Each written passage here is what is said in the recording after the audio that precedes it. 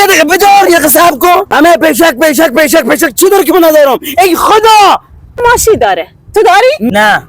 خونه داره تو داری؟ نه. پول داره تو داری؟ نه.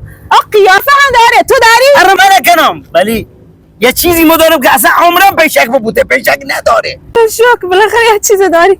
چی داری؟ مشکل مالی.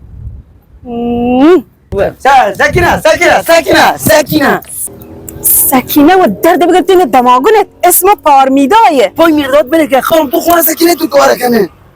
هدونی چیه پیرا؟ من و تو به درد هم نخورید. تمام، خداحافظ. سکینه دو تا شارژ زاری که فرستادون شو برسشون وگرنه به قرآن همه گفت که تو سکینه. چه صحنه غم انگیزی. ما کل ماجرام دید. خجالت نکشی؟ تو مگه خود خواهر مادر نداری؟ خوبه که نه گتی حالا. مرد حسابی تو نادونی با خانمون چطور صحبت بکنی. نقطه ضعف خانمون طلا. تو یه تیکه طلا بخر تا آخر عمرت بیمه. ما خونه هم آتش که در پیامم داد آتش نشانی خواهش و زنگ خاموش شو که پول طلا میگو جایی. پول زیادی این آقا. تو با 150,000 تومان اتونی تو قرعه کشی آقای محمودزاده شرکت کنی و برنده یک سکه تمام بهار آزادی بشی. تازه اگه هم برنده نبودی، نفر دوم، سوم، چهارم بودی، باز هم پول نقد تعلق گرفت.